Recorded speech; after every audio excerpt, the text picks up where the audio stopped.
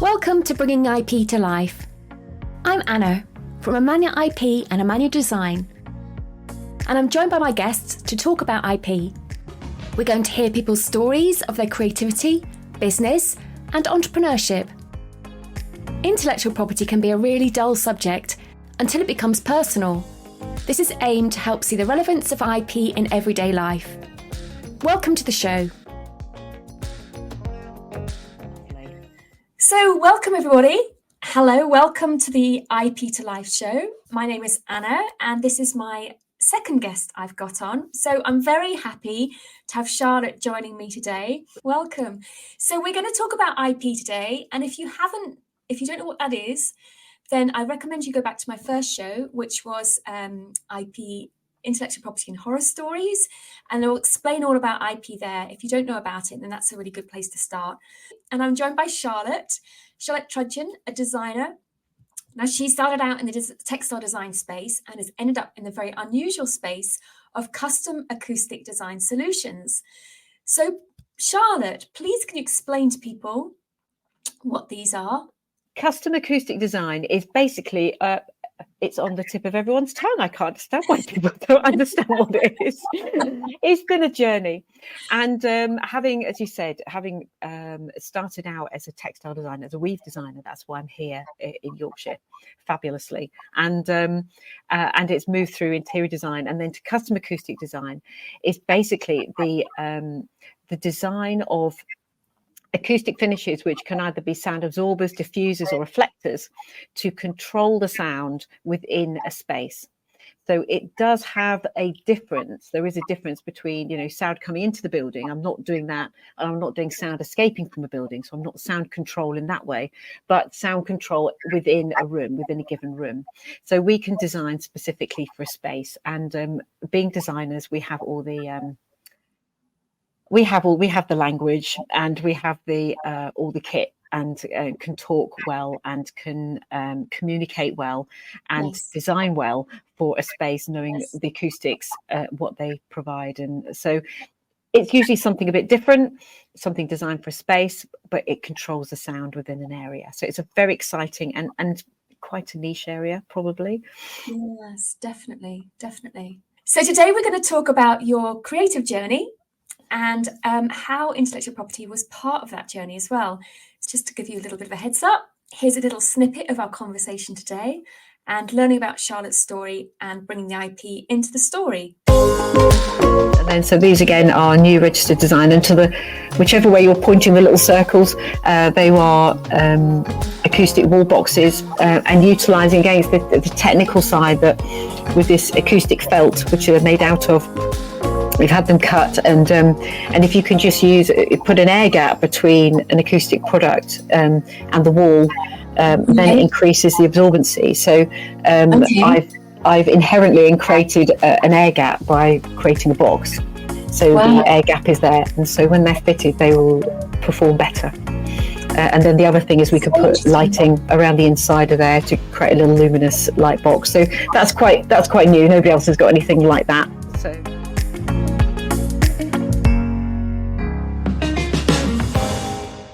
So Charlotte, we first met at church, and you did the same degree as I did.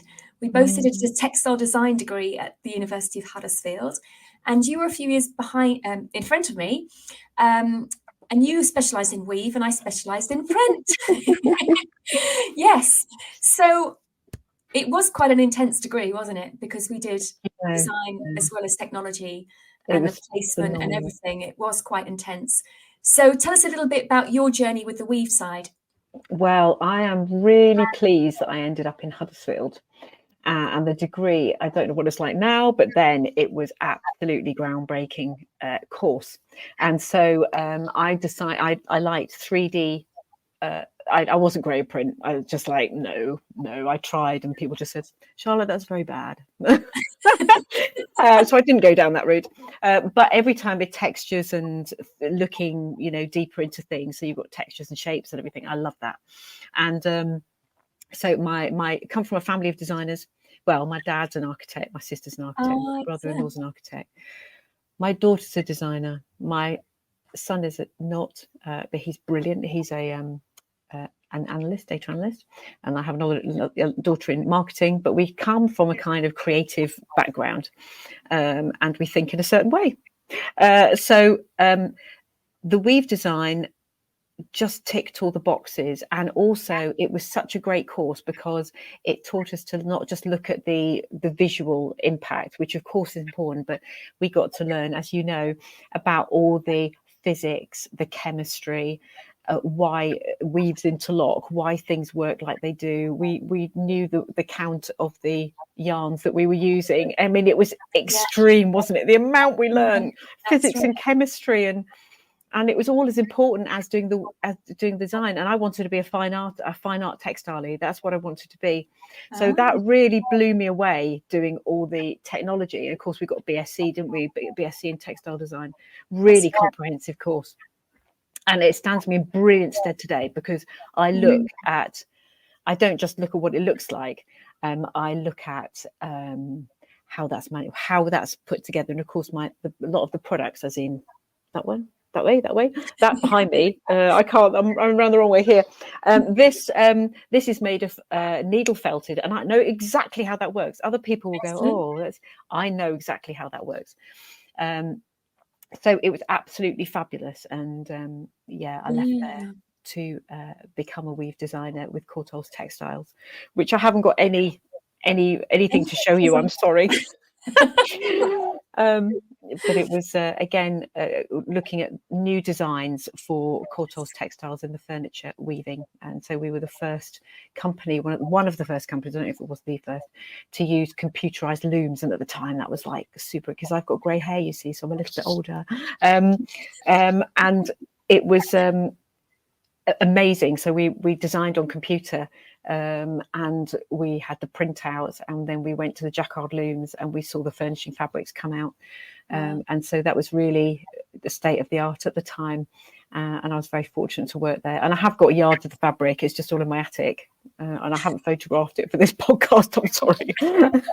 But I've done the point paper, the little dots of using a paintbrush and orange ink on point paper. And I have got books of that, actually. Really fascinating into weave design.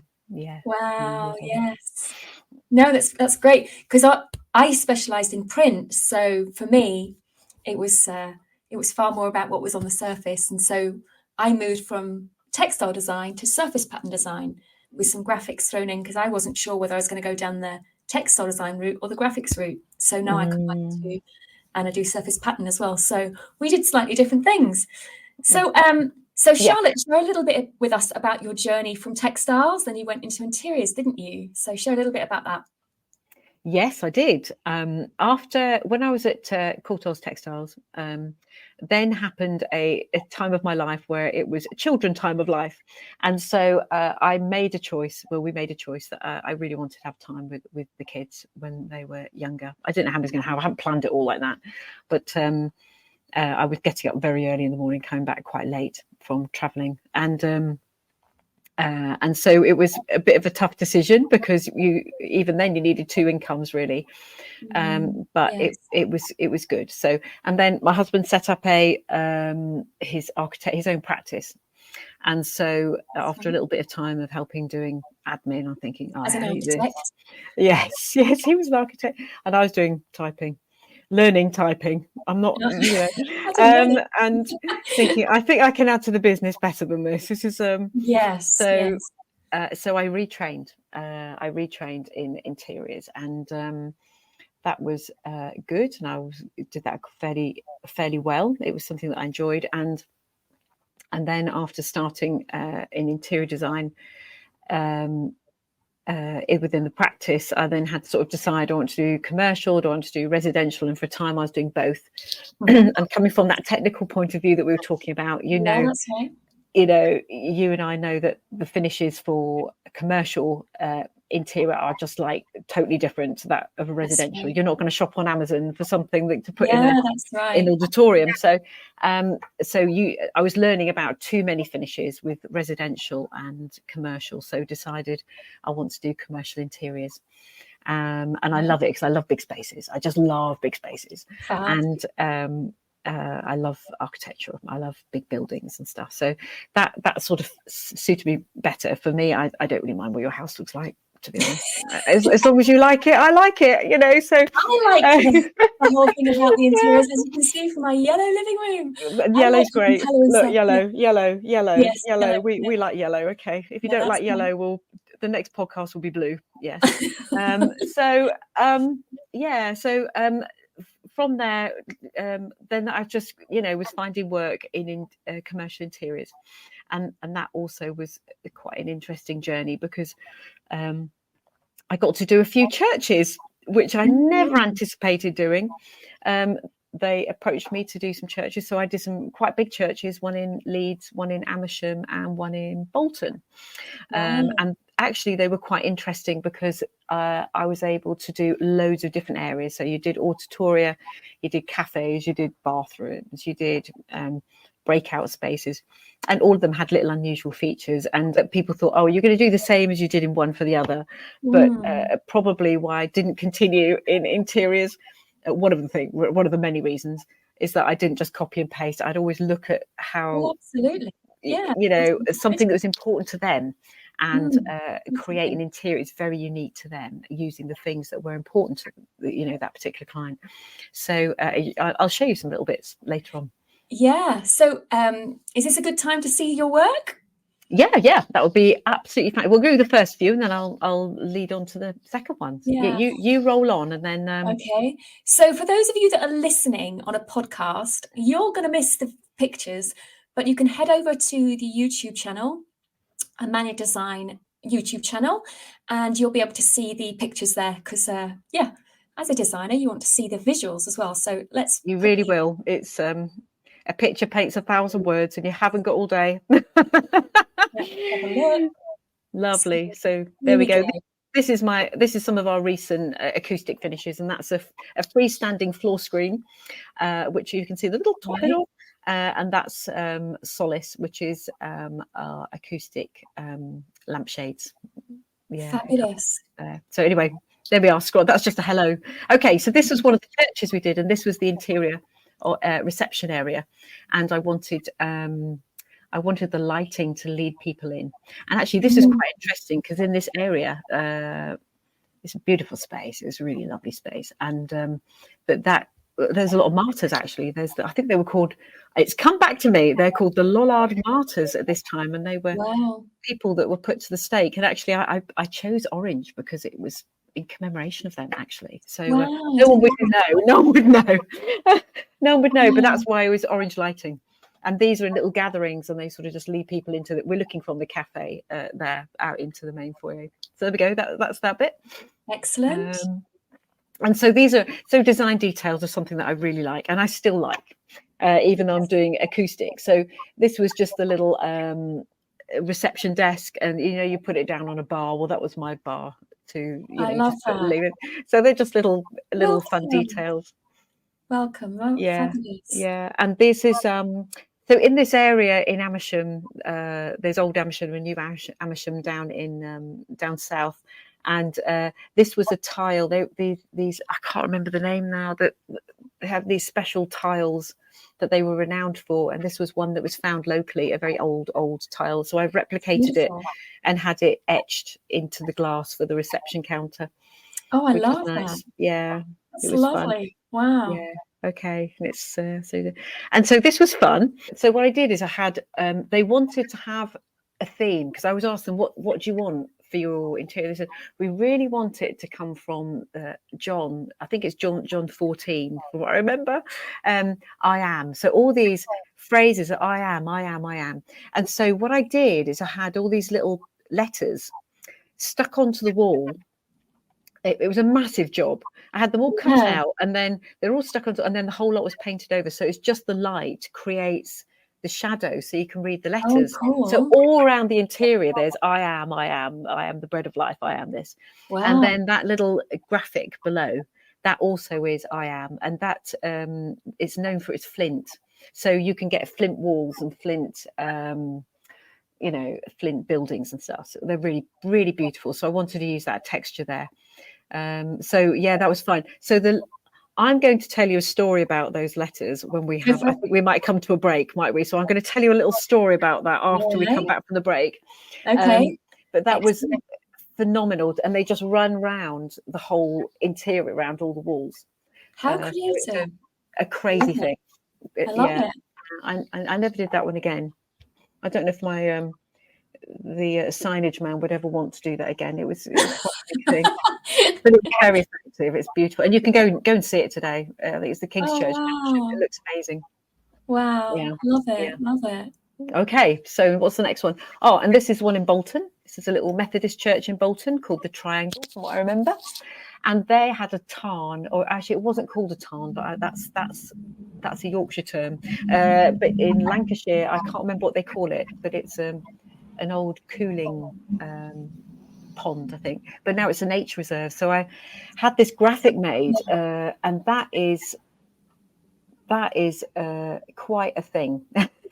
It's a very piece, and that was designed to bring just the nature of the surrounding area into the. And I had to design it very carefully because the bottom 2/3 had to be mainly opaque, and the top 2/3 or the top third could be less opaque to hide what was going on. So people, because this is the cafe again, we're looking out into the main auditorium.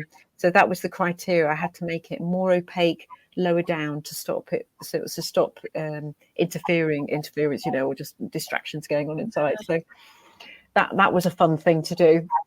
Fabulous. Crazy detailed things. So they're absolutely crazy detailed things. Yeah. But you can see this originality is just in us, isn't it? And I know it's in you too, right. Anna, which is good. So I put this image because it's a little story so I used to do these mood boards, and they were a story of how I was going to create the interior.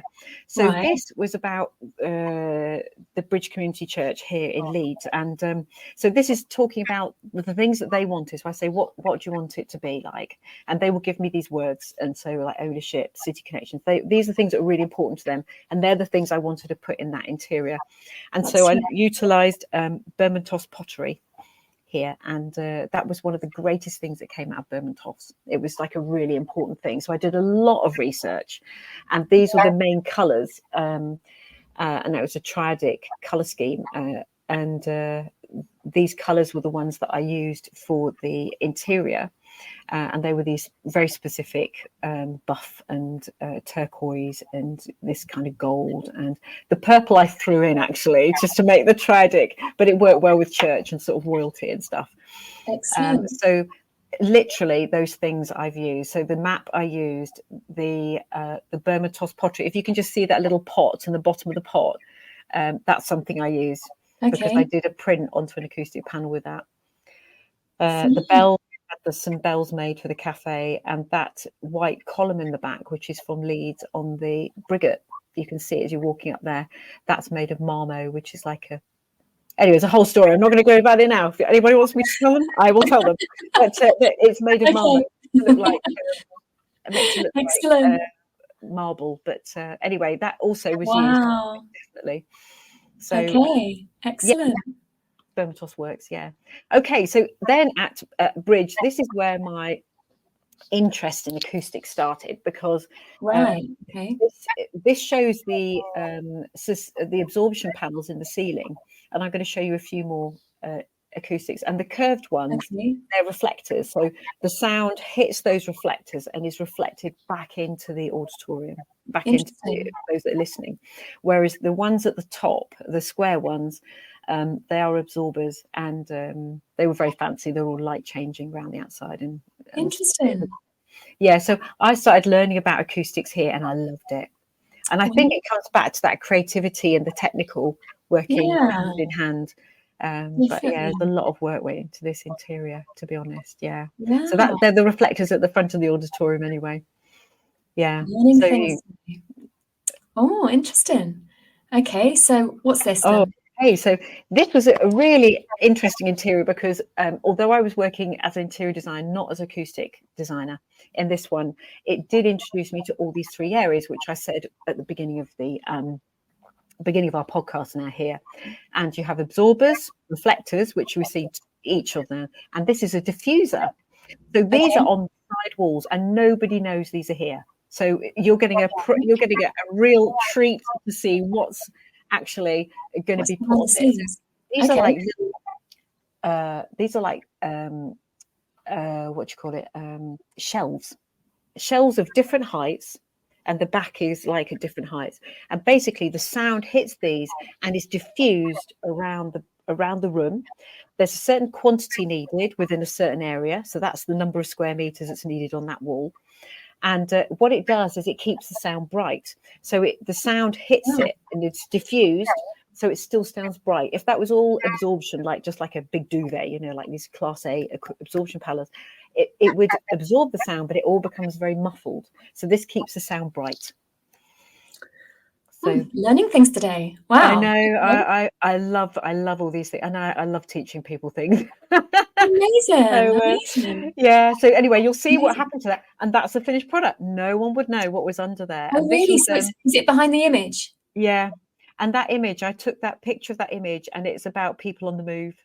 It's about going. So I just took pictures of people's feet, because it's people walking and people doing, and actually that's pretty much what these people do. It's a really active church in the community, and it's about going and doing as well as being, and they are definitely beings. But anyway, that was good. So that's what's behind there. And there was one on this wall, something else on the other wall, and something at the back. There was quite a lot of meterage of these diffusion boxes, and no one knows what's behind there apart from everyone here. Wow. Everyone here knows it, and you can go and see this. If you go to Bridge Community Church, you'll be able to see this in these big. Yeah. Didn't know anything about that. Wow.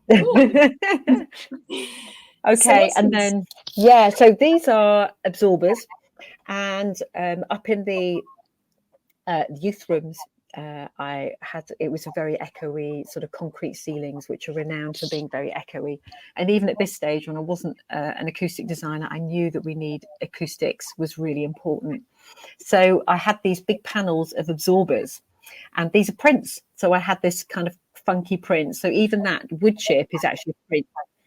So it's an absorber, but looks like wood print. It looks like wood chip. And these are up in the student rooms, so up in the youth rooms, the older youth. So they had some really funky lighting put in. Yeah, that's nice. So they're just absorbers. They're relatively inexpensive and do a great job. Yeah. So that was them. Which is amazing. So let's have a look. And then so these are fun. So again, this room is there are lots of rooms that are for hire.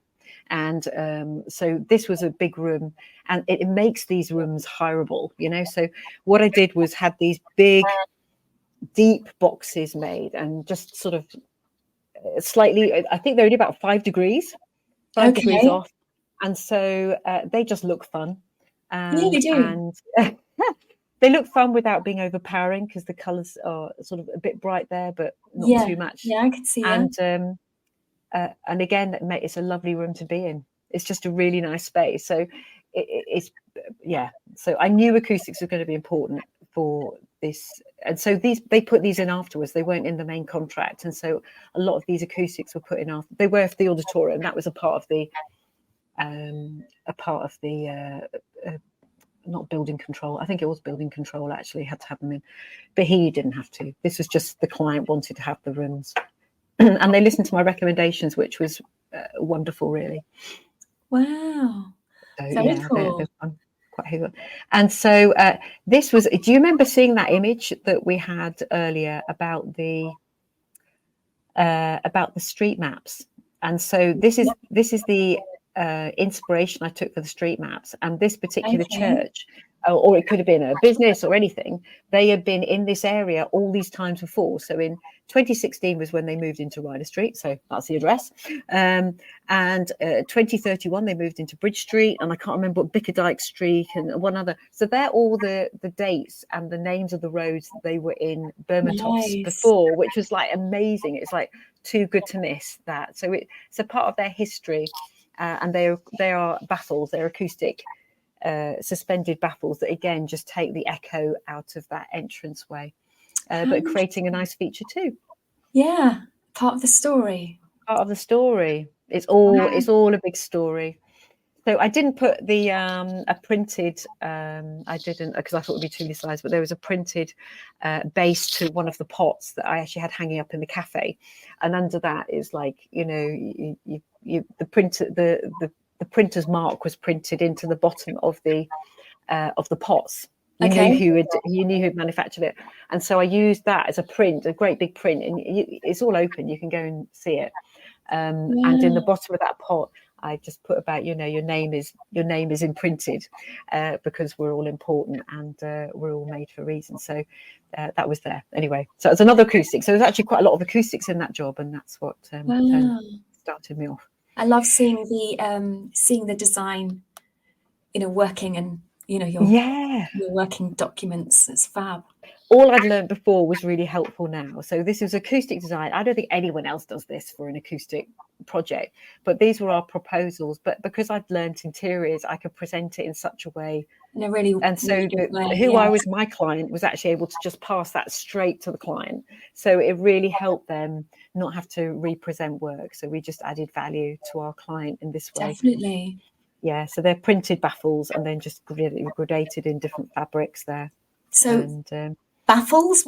Baffles. So you've got, if you have acoustic panels or absorbers that are hanging vertically, they're called baffles, and they're suspended. If you've got something flat like a plane, a circle, or a shape, or they would be called a raft, an acoustic raft. So these are acoustic baffles, and then you've got the acoustic. I haven't got any rafts there, so I'm going to be quiet.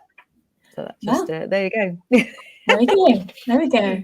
Yeah, so they're moving on. So this was a job that I haven't done so long ago. It's a very simple little job, but it made a huge impact. And it was for an SEN school, a special needs school, not very big. But I put this in because we did those little pads, and we did the little clouds, and we put that bit on the wall. The designer did the tree, but it's a biophilic design, and that in the back of those little seating areas is all acoustic. And they went in, they went, oh, I love this because it's so quiet, and it really matters to them. Sound really matters, as it does to most of us actually. But so that was just a nice little special project that was and that's a lot. I don't think people can know where that is, because too many people want to go and see the whole project. The rest of it looks amazing. I didn't do acoustics in every room by anything, but the whole school is just absolutely fabulous. It's really fabulous. I love this. It's so good. Yeah, very peaceful. Okay, and here we start getting onto IP. Tell us, Charlotte, what happened in your journey in finding out about IP, and how you found out how important it was. Absolutely. I did make a promise though earlier, I'd say, about the letters. I've just remembered. Okay. Those letters around the wall. I'm going to go very quickly. I'm going to say the printer didn't have time to. They all had to be painted with the glue to allow the paint to go on. So I brought them all home, and I gathered around all my family's friends. And we were painting PVA all over these letters for a whole day, and I was like slipping them some money to help me get all these letters done. Anyway, so I just thought it was a fun thing. The background behind the design. This is the real life of a designer. Yeah, this is a real life of a designer. That's right. Okay, so IP. So IP has become really important to Acou.space, which is the company that we founded, and I just started having ideas about what I could do. And so this was the first product, and it was in COVID that, as you can tell, it's quite a COVID thing, but it actually creates a little bit of privacy, and they're still great for if you've, to just getting away from distractions, and it does create a little enclave there for people to work behind. And they were antimicrobial and antiviral finish on them. So I thought this is a really good thing to get registered. I spent a lot of time with my manufacturer getting the design right. I paid a lot of money for somebody to help me register this. And then that was the time that you and I had a conversation about IP, and it's, I tell you, Anna, that you sent me, you said, would it be helpful to send you this little this information that I've got on, I've made a like a podcast or a learning video. And I No, said, no, yeah, no, that'd be no. interesting. What happened Yeah. was I Yeah. sent you my first draft. Oh, is that what it was? Oh, Yeah. yeah. What I did is I'd started writing a course, A Beginner's Guide to Intellectual Property for Designers and Artists. And you were the first person I tested it out on Wow. to see if it actually was of interest, was relevant, because it'd been checked by the lawyers to make sure it was all legally sound. But I wanted to Wow. see what it was like from a designer's perspective, whether it was actually of any help. So that's where it started. Wow. Well, that I'd forgotten that. That's really nice, because it was like, yes, this is really important stuff, because IP is so like, I need that. And then you go, oh, this is such a big thing, because none of us are doing this full time. We've all got lots of else going on. Yes. And as you can tell, my head gets a bit busy. So it was like, I need to find out about this. And now you start trawling through information, and all it says is go and see a professional, go and see a professional. And I thought, well, and I didn't even know, do I need a registered design? Do I need to patent this? Do I need to, is it, oh, I can't remember all the terms now. Sorry. Registered. Yeah. Or but was it all those things? Which one? Do I need to do a community register, or do I need to do this?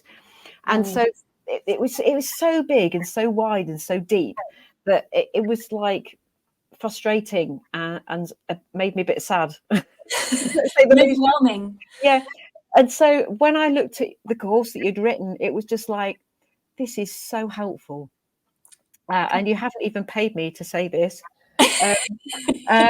You really haven't, actually, because it was genuinely one of the so helpful, and I'm really glad you've put that together for people like me, who need to who have all these ideas and don't know how to protect that idea, because we're known for our new ideas. We still are. That's right. So thank you, Anna. Genuinely, I mean that. Thank you, Anna, because it would be, I'd be in a very different place now. I'd be in a very, very different place now if I hadn't had the opportunity to see that initial, videos and things to explain more about IP and to just understand it, about where do you go and what do you do. So from now on, after this one, which I paid a lot of money for, and now I do it myself. To learn that, you'll have to go and check out Anna's stuff, because it's great. Yeah, because you're now registering all the designs you do, aren't you? So yeah. So this is Solace, which we saw in the very first slide, and these are acoustic light shades, decorative acoustic light shades. They're fun, 3 sizes, lots of colours, and so yeah, this is Solace, and this is at the a show that we went to display them. Together with Picnic behind, which is a hanging screen, acoustic hanging screen, which goes either in the centre of a room or to a wall. So yeah, that's Solace. So we registered that design too. And I love the fact that you're creative and functional at the same time. It's just like, it's fab. Yeah, well, that wasn't my original. Do you remember saying I wanted to do fine art textiles? And because I went to Huddersfield, literally, I mean, it's just wonderful how our journey, you look back and what seemed like terrible at the time. I mean, it really is like, what am I doing here? It actually was really good, because that taught me to look about where this comes from, how it's going to be used, and everything. Yes. So not just really, pretty really things, important. but actually, useful things. Yeah, definitely. Absolutely. It's absolutely true. Here we go. So these are some of the other colours that we've got that are available for Solace. Anyway, there we go. Hello Peace. Love it. There you go. Next one. There we go.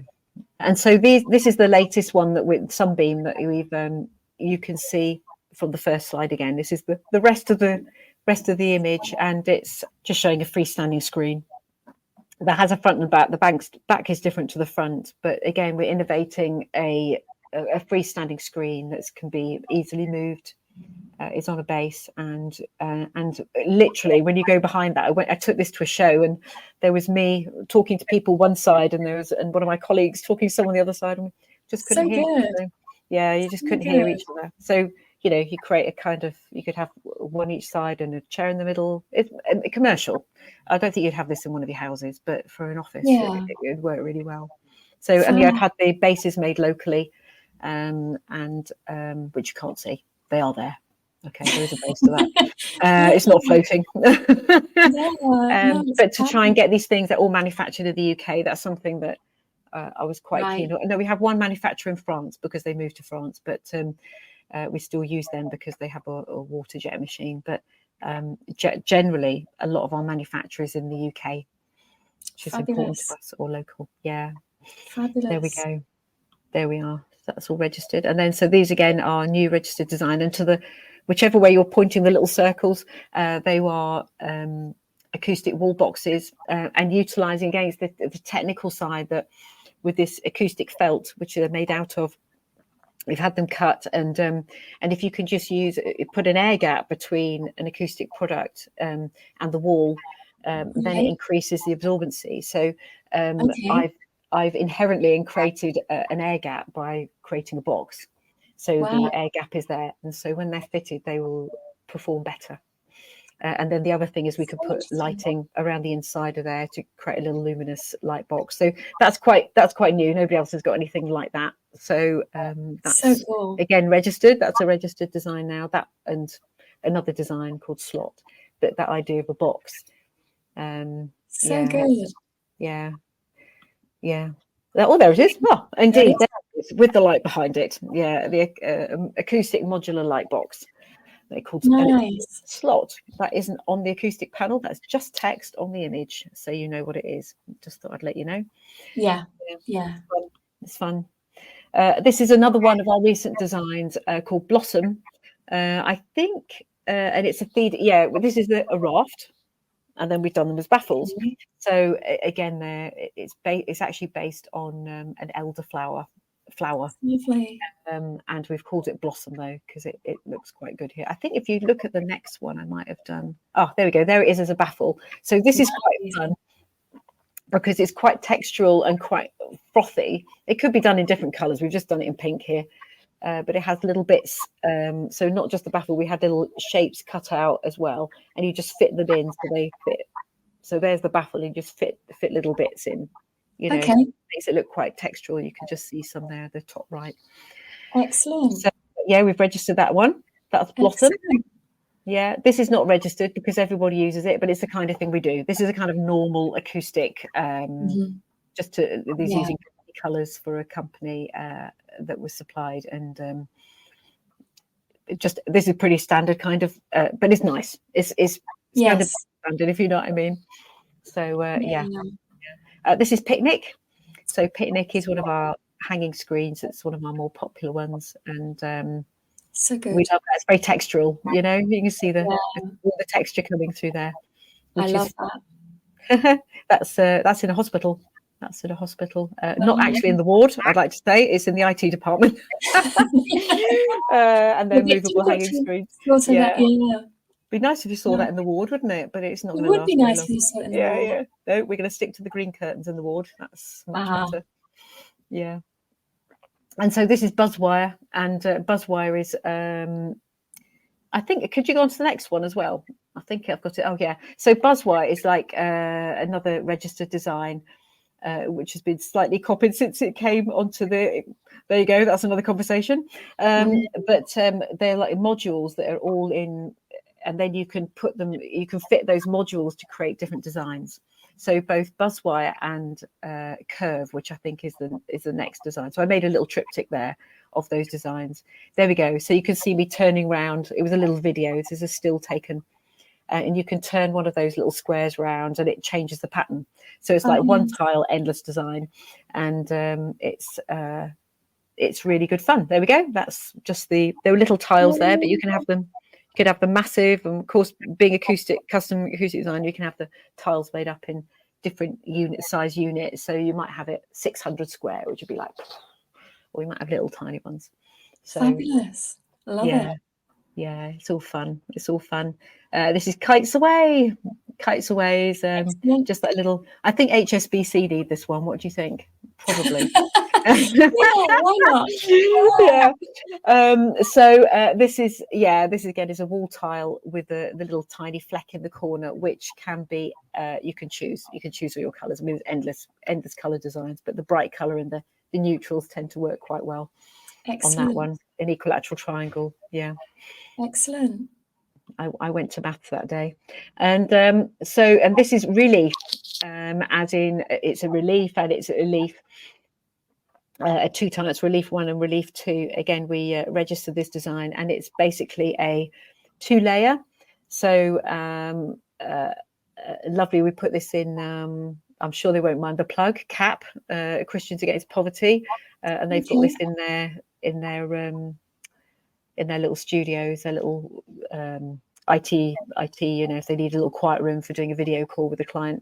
Excellent. And so, yeah, lovely. It's a really nice textural little design. It looks really fun. This is just a little summary, and you can do either in 2 different heights or 2 different colors, but you could put, anyway, it's fun. Relief 1 and relief 2. Oh, there it is. Boom. There it is. Excellent. That's relief 1, relief. Excellent. Yeah. So that's that one. And this is more what we want to, and we are moving towards, is the custom acoustic design. So an interior designer gave a basic idea of a design, and so we've made it work into an acoustic tree, which will go into an office in Leeds.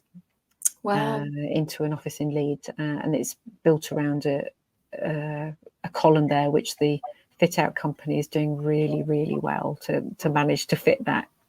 Wow. So it's sort of a combination of just working together to make that work. And so that's just a little example of something that we're doing, and is going in now as we speak. I think it's being delivered on Friday and will be up, and hopefully will be photographs coming soon of what that looks like.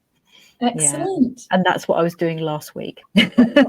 So so there we go. So thank you. Right, amazing, Charlotte. Charlotte, let's go back. Yes. Because you kind of skimmed over this, but let's hear a little bit more about the story. This one. What happened? Yes. You said that it'd been copied. Tell us a little bit more.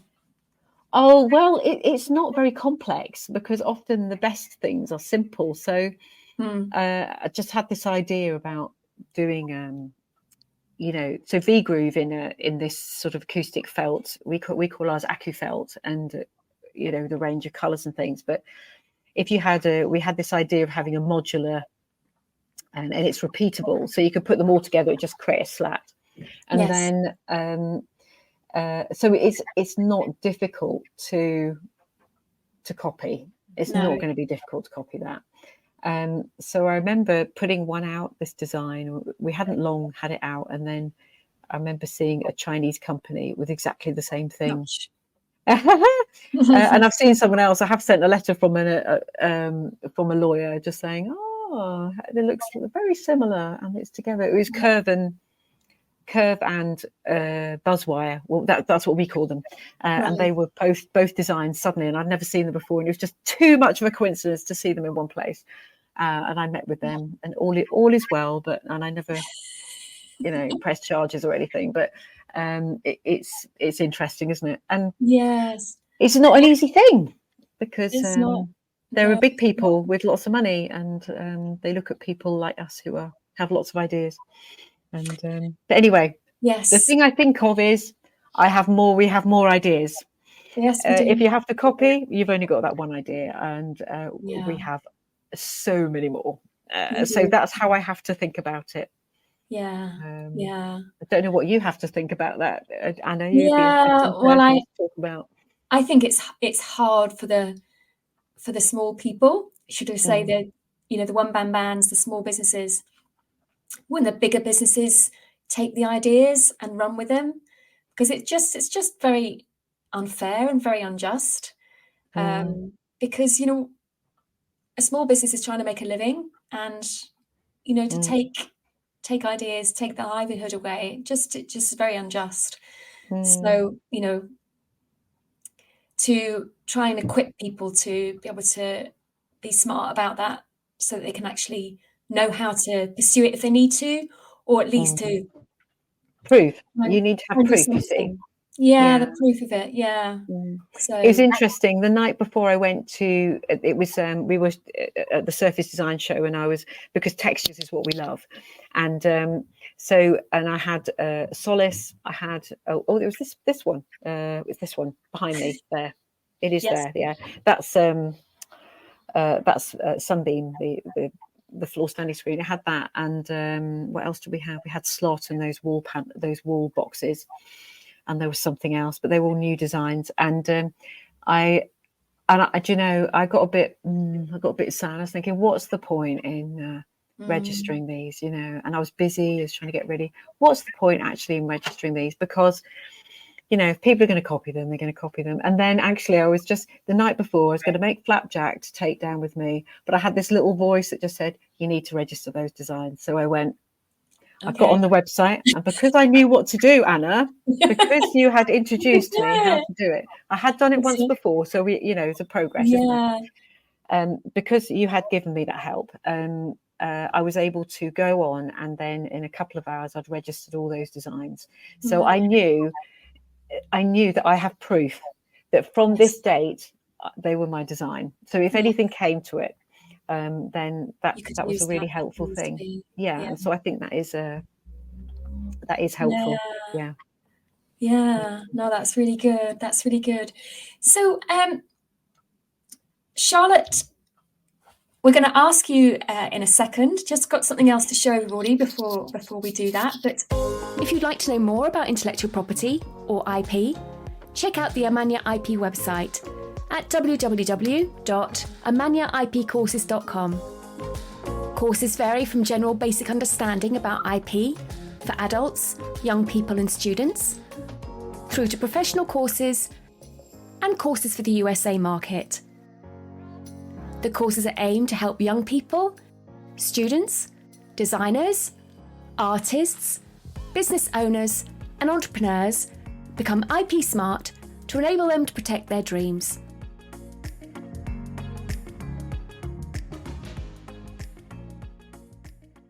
Please tell us your key takeaway from today.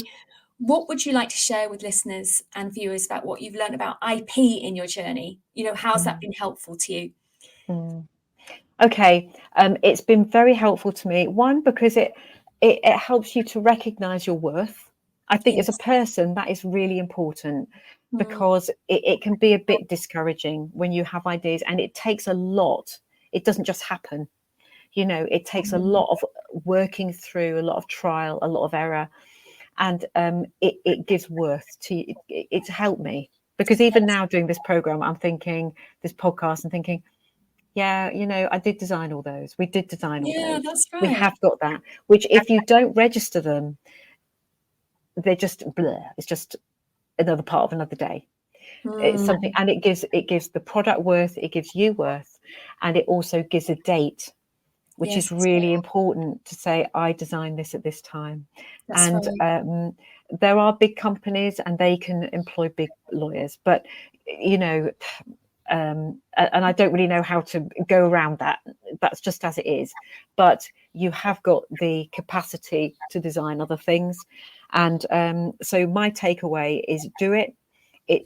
There is information. It is difficult on the IP. I can't remember the name of the website, but you've got all that, Anna.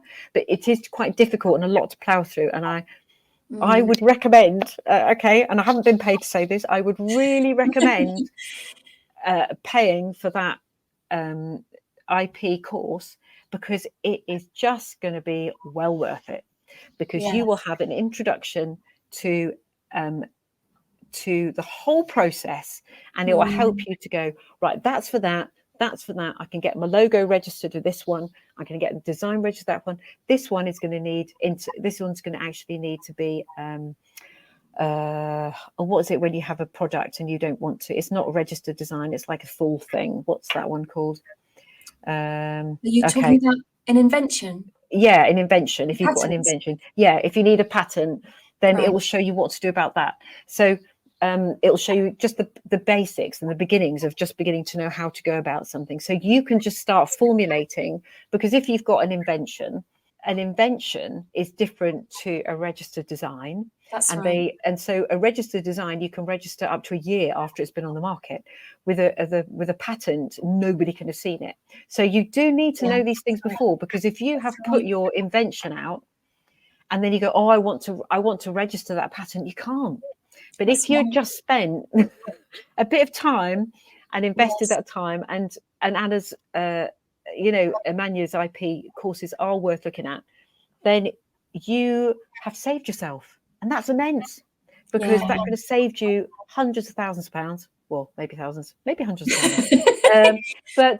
You can sell that invention, but it can't be an invention if people have seen it. So there are little things that are really important to know. And I would encourage you to look at. Really helped me. They're my takeaways. Helps you. And just get information that's easily obtainable, that you can start filtering and understanding about the process, so you can just sort of layer it. Definitely. And that will help you going forward to know what to do and how to go about things. Definitely. Because I from my journey, I done trademarks, registered designs, was using copyright, and I thought, well, how hard can it be to tell other people what I've done? But when I first started researching into it, I think, oh my goodness, this is a monster. Because I then realized how many other things there were and how complicated it was, and how many things came in that affected it all. And I just thought, oh my word. But I just dug my heels in and went, you're not going to beat me. Wow, that is determination. So, I think it'd have beaten me. And then just like, well, actually, this really helps me as a designer and as a creator to know what to do with my stuff. And then I can help other people with theirs as well. So it's very important. It's very important. Thank you, Charlotte. Well, we've come to the end of this part of the show. We're going to do a second part, and that is going to be slightly different. The second part is going to be the faith part of Charlotte's journey. So you may or may not want to join that part. So if you are interested in seeing that part, then you can head over to the next part of this show, part 2, and it's called IP to Life Extra. And so head over to that. But if you don't want to see that part, then you can head off now. Just want to say thank you very much for joining us. It's Please make sure that you follow and subscribe, and so you don't miss the next one. And I hope you've enjoyed the show and you want to hear more. The next one, I'm going to be talking to an entrepreneur about his business, so slightly different to today. And if you have any questions, please don't hesitate to get in touch. You can see at the bottom there is the website, www.amanyaipcourses.com. And Charlotte, is there anything else you want to say before we say bye? Well, just it's been an absolute joy. It's been an absolute joy to share the journey, and it will be another absolute joy, which we haven't recorded yet, to do a behind the scenes and how it all happens. It's really fabulous. Nice. Thank you very much for inviting me. Thank you, Anna. Oh, you're very welcome. Very welcome, Charlotte. Well, we'll see you again soon. Bye, everybody. Lovely. Bye. Thanks for joining us on the show. Like, follow, and subscribe to make sure you hear about what's coming up next. You can head over to the website www.amanyaipcourses.com to find out more. See you again soon.